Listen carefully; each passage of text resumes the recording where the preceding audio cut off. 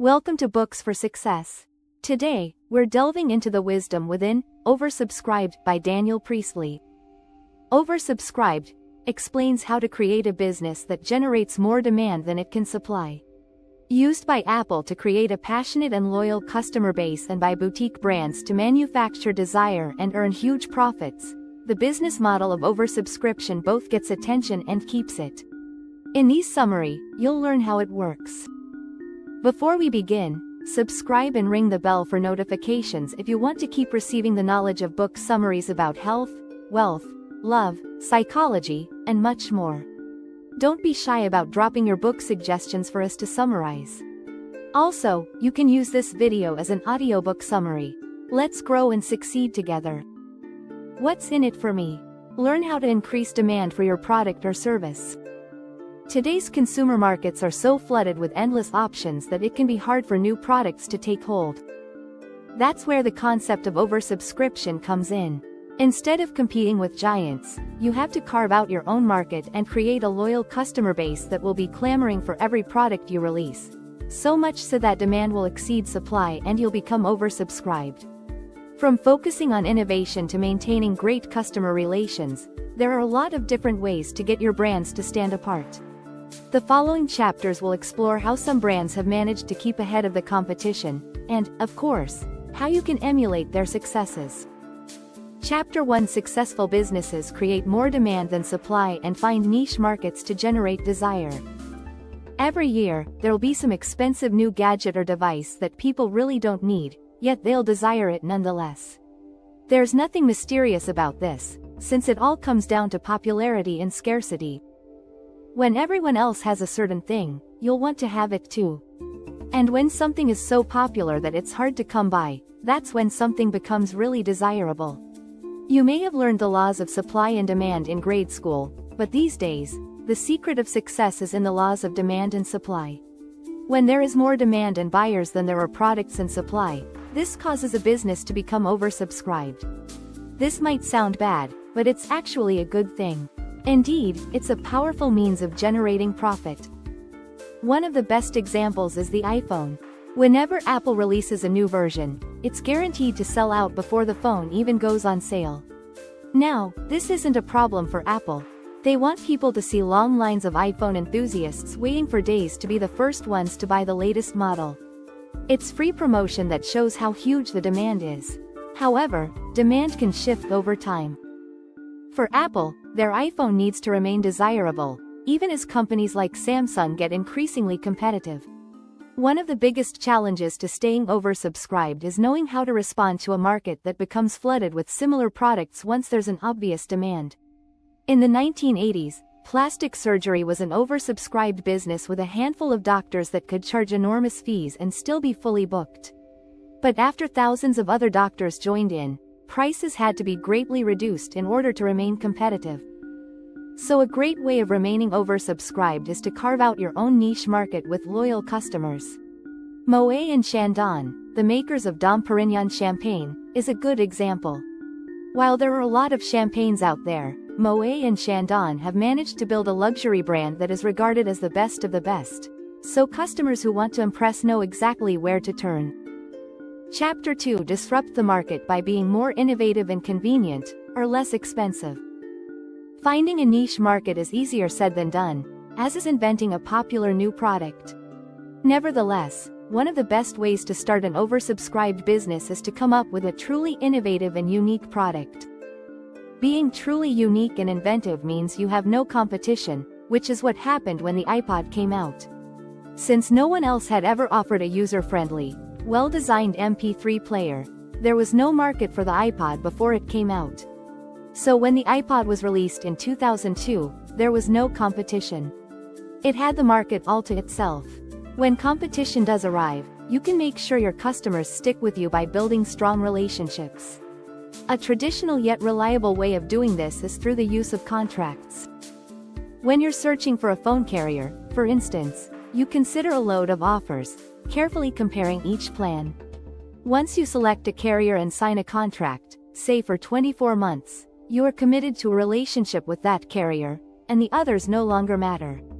Another path to oversubscription is to make a more convenient version of something that already exists.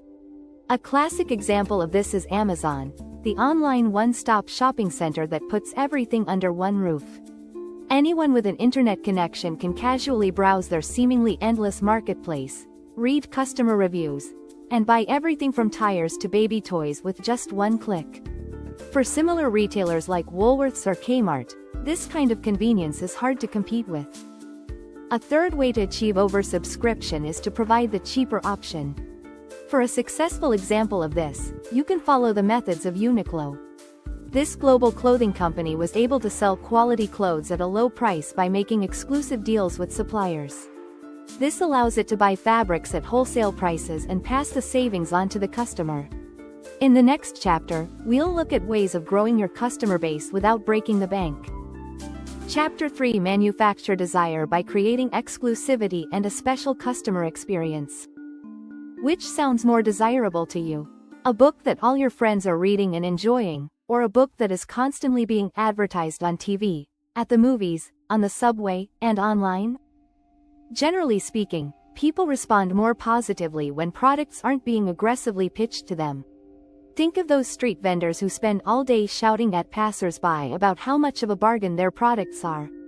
How many of these street vendors have you purchased from? Now think about a place like Galeries Lafayette, a luxury shop in Paris that doesn't have to spend any time or money on aggressive ads. At this shop, there's an exclusive Chanel counter where one customer at a time can buy the latest handbag.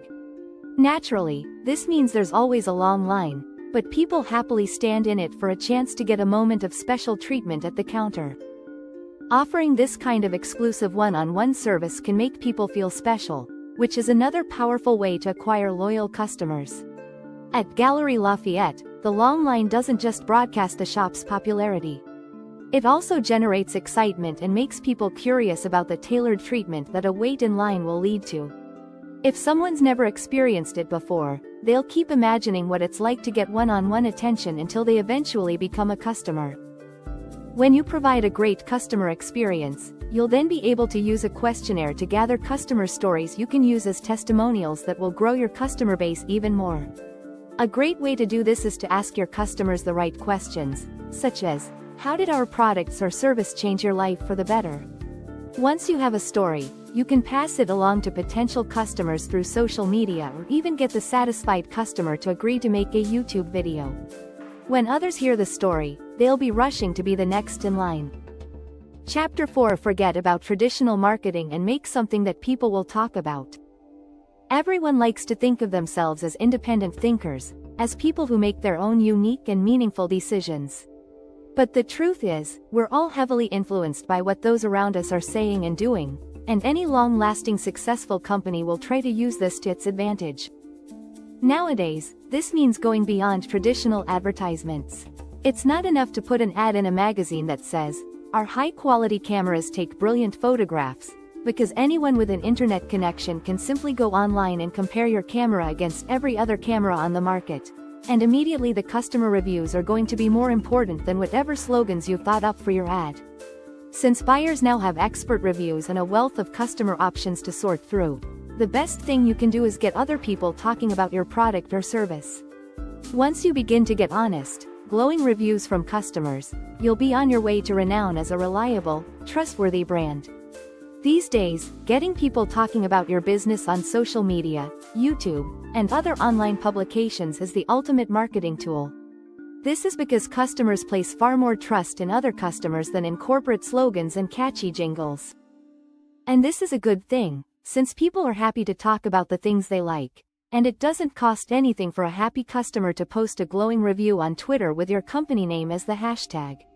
Once you get those priceless tweets and start to be known as a trustworthy brand, it'll be easy to expand into other products, services, and platforms.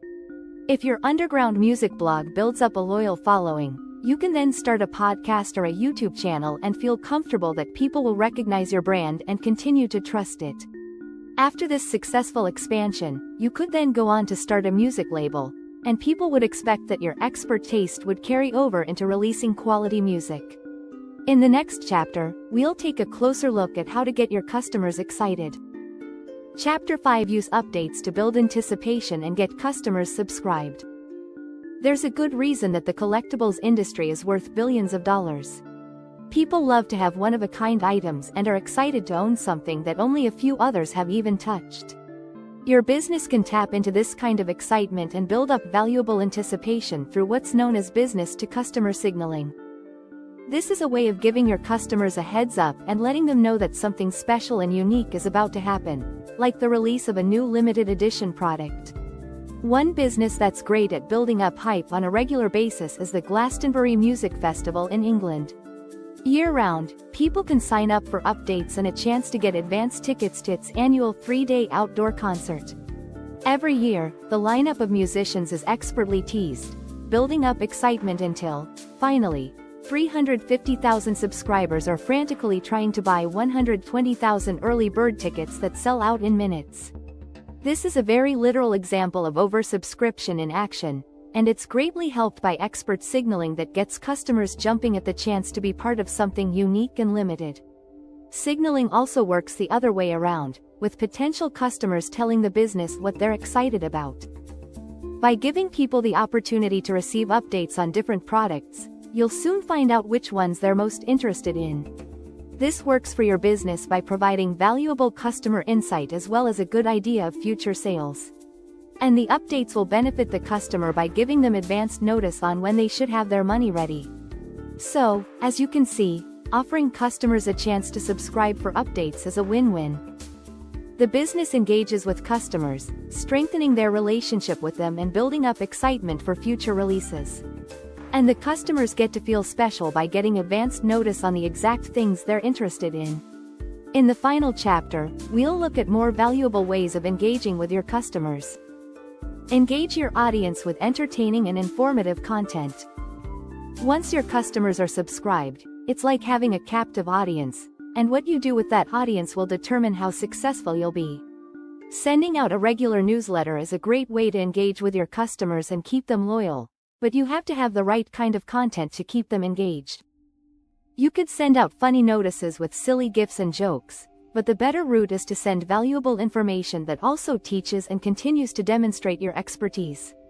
Chances are your customers are busy and don't want to waste time, so if your newsletter doesn't provide valuable information, they may quickly end up putting your emails in the trash or tagging them as spam. It's important to remember how much time most people spend researching before they buy something, especially when it's a big item. For things like cars or deciding where to go on vacation, people spend an average of 7 hours researching online before making a purchase. Through a newsletter or blog, you can be an important part of that research time by providing statistics, how-to guides, expert insight, and other valuable information. The more time you can engage a potential customer, the more likely they'll be to use your product or service when the time comes. Information can be entertaining as well. If you're providing a car share service, your blog or newsletter might contain a funny YouTube video that also provides information on how car sharing is good for the environment. So keeping customers engaged and entertained is good for everyone, but it's best to focus on providing either information or laughs, otherwise customers may get confused. A good rule of thumb is the 80-20 rule. Imagine you're providing an in-store workshop to raise the profile of your business in the local community. During the workshop, you might tell a couple jokes, but the comedy shouldn't take up more than 20% of the time. If people wanted jokes, they'd go see a stand-up comedian. The same rule should apply to your content. People should know what to expect and look forward to. Remember, your goal is to create a strong and easily identifiable brand, not to keep people guessing. So now that you know some of the secrets to success, it's time to get people talking about your business. Final words. The key message in this book is that scarcity is a good thing. When customers see your products or services as being exclusive and limited, they'll want them even more.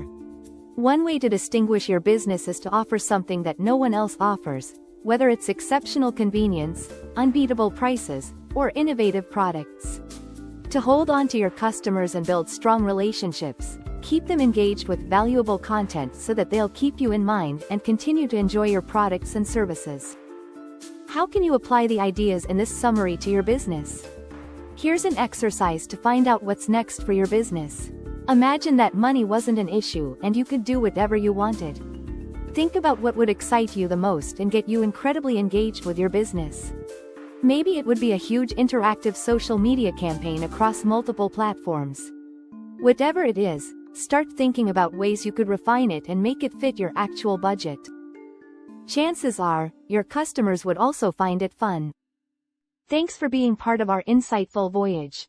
If our summary piqued your interest, we encourage you to dive into the complete book for a deeper understanding. Don't forget to like this video, subscribe for more content if you're new here, and share it with others who might find it valuable. Keep on reading, discovering, and advancing until our next adventure.